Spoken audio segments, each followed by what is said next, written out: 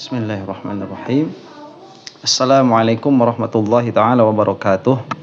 Alhamdulillahi rabbil alamin. Wa sallallahu ala sayyidina Muhammadin wa ala alihi wa sahbihi wasallam, amma ba'du. Ada kejadian unik di salah satu masjid. Ini ada orang marah-marah ya, dan bawa-bawa nama Muhammadiyah itu. Biasanya yang marah-marah seperti ini bukan dari kalangan Muhammadiyah. Biasanya yang berani teriak-teriak di masjid kayak begitu tuh orang-orang yang Wahabi ya. Seperti kejadian beberapa hari yang lalu. Di mana ya itu? Di salah satu daerah di Sumatera kalau tidak salah ya, ada yang marah-marah gara-gara sholawatan. Nah ini sebetulnya ya, yang mau direaksi itu bukan hanya marah-marahnya saja, tapi bagaimana sekarang itu Muhammadiyah sudah keluar dari spirit awalnya begitu. Karena spirit awalnya Muhammadiyah itu kan ittiba ya, tidak taklid. Tapi kemudian di dalam video yang akan kita saksikan, Bapak ini marah-marah karena di masjid tersebut itu sudah tidak sudah tidak melaksanakan atau mengerjakan baca Fatihah lah begitu katakan, sebagaimana ada di dalam buku-buku tarjih Muhammadiyah begitu. Jadi pada akhirnya nanti orang ini atau Muhammadiyah itu hanya membuat firqah baru. Kalau misalkan mau kita sebut ini adalah membuat madhab baru begitu. Nah kita saksikan dulu videonya ya. Cara imam membacanya saya anggap di luar tradisi Muhammadiyah.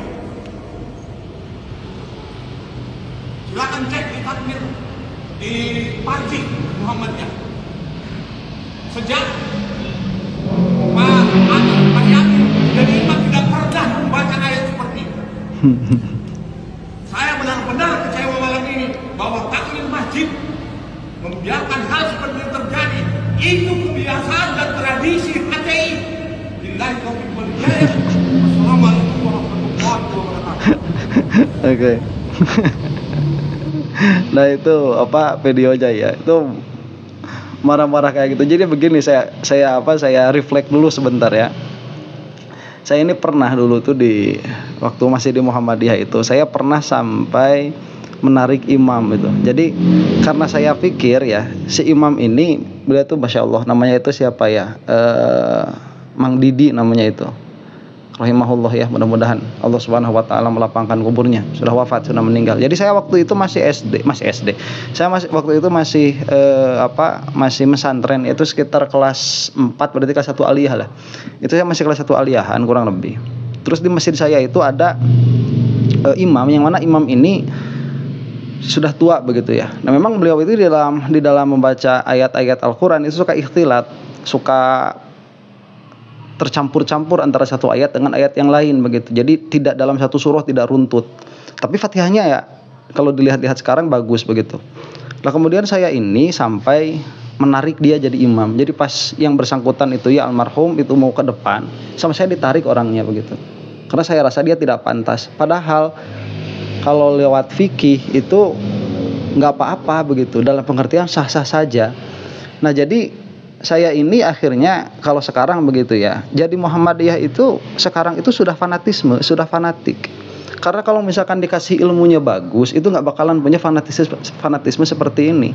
Jadi yang dipermasalahkan tadi di dalam video itu, karena kan tidak ada konteksnya videonya ya, cuman ada orang marah-marah. Konteksnya ada di sini.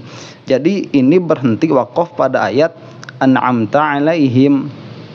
Kemudian langsung diteruskan kepada ghairil maghdubi alaihim waladdallin begitu.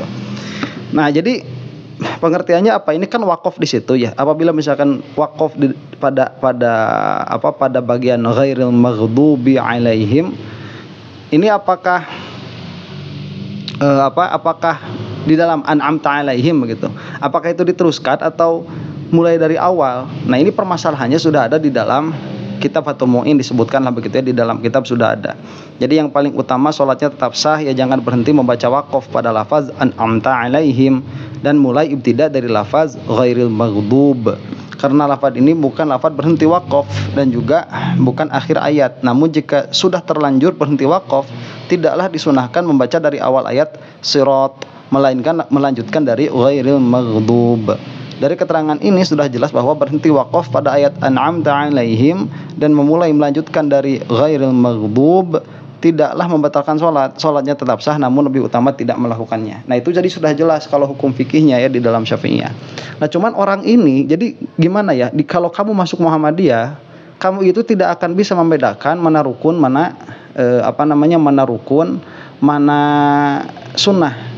Itu nggak bisa membedakan. Minimalnya itu yang saya dapatkan selama diam di Muhammadiyah, karena kita ya cuma dikasih kita cuma dikasih HPT, himpunan putusan tarjih begitu.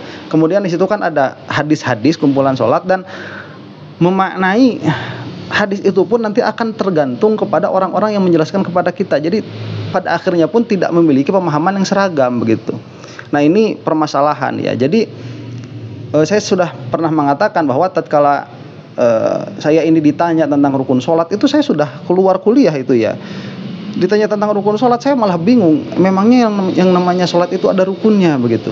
Nggak tahu sama sekali kalau kamu di Muhammadiyah itu tidak diajarkan begitu. Rukun apa, kemudian akhirnya, apalagi kalau misalkan seperti Al-Fatihah ini. Seperti Al-Fatihah, misalkan di dalam Al-Fatihah itu kan dia kan rukun qauli, apa saja yang harus dilaksanakan, misalkan bahwa tasydidnya itu harus tasydidnya itu ada penekanan begitu ya, dalam pengertian ini tidak boleh sampai tidak dibaca tasydidnya. Kemudian melafadzkan itu harus bagus begitu, dalam pengertian harus terdengar oleh telinga sendiri. Itu tidak pernah ada penjelasan seperti itu di MD itu, di Muhammadiyah itu. Ya pokoknya kamu baca Fatihah, kemudian ya kamu sholat. Sholatnya nanti ya tidak pernah dibahas juga apakah Fatihah itu harus masmu' ya, dengan harus diperdengarkan kepada telinga sendiri atau tidak, dan lain sebagainya. Nah pada akhirnya jadi begini, Muhammadiyah itu sebetulnya sedari awal organisasi macam apa begitu.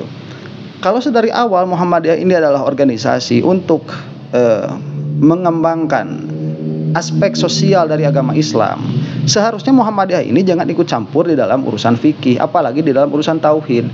Sudah ini pasrahkan saja. Jadi kalau misalkan Muhammadiyah dan NU ini mau bersatu, sudah Muhammadiyah itu dia urus urusan sosial begitu. NU ini ngurus urusan ilmunya, itu akan lebih elok begitu. Jadi kitab-kitabnya ya nggak usah lah kalau misalkan alergi sama orang-orang NU begitu ya.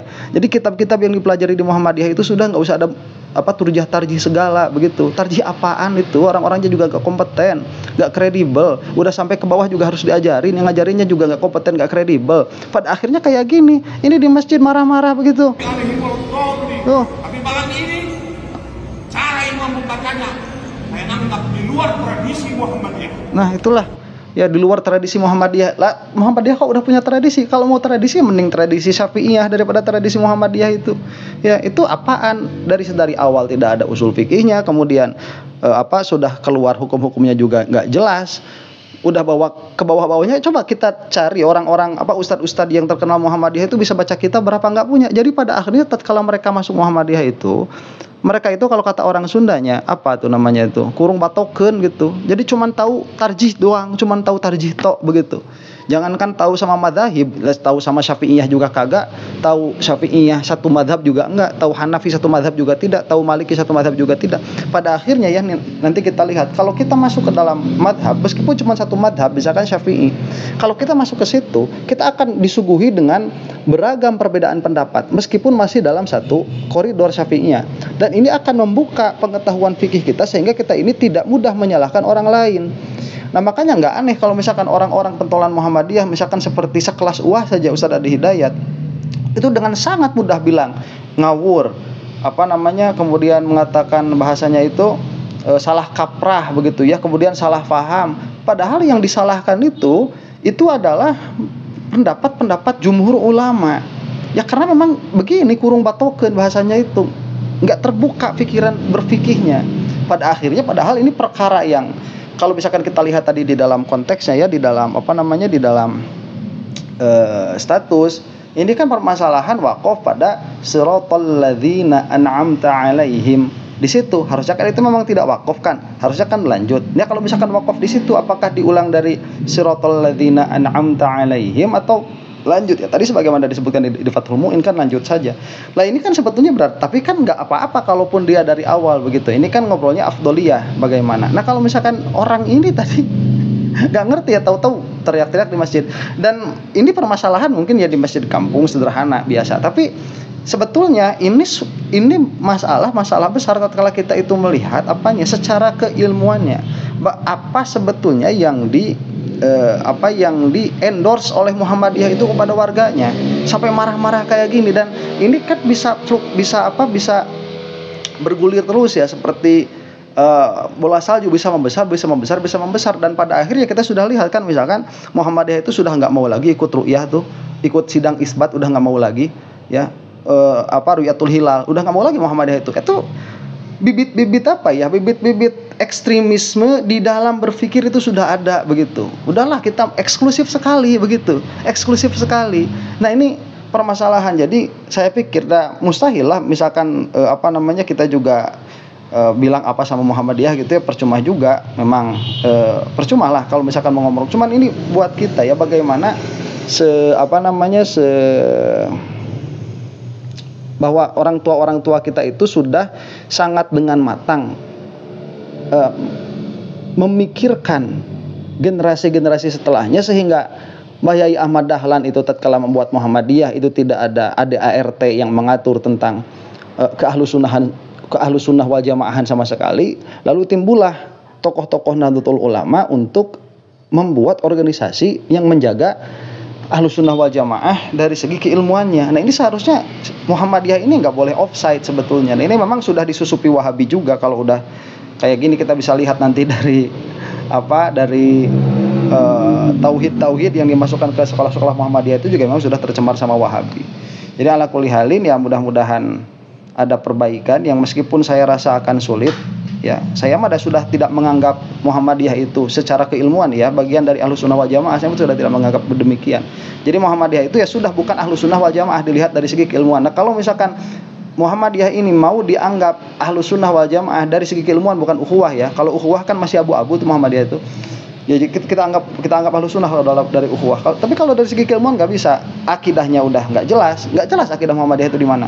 Kemudian fikihnya juga udah nggak jelas. Ya, usul fikihnya nggak jelas. Jadi kalau Ahlussunnah wal Jamaah dari mana segi keahlussunnahan wal jamaahnya gitu. Atau misalkan itu abstain saja. Muhammadiyah sebagai organisasi tidak bisa dihukumi karena dia tidak ada malakah untuk menerima apakah dia itu Ahlussunnah wal Jamaah begitu ya. Karena memang tidak ada di dalam ADART-nya. Nah, inilah mudah-mudahan kita semua diampuni oleh Allah Subhanahu wa taala. Wallahu taala a'lam bissawab. Assalamualaikum warahmatullahi taala wabarakatuh.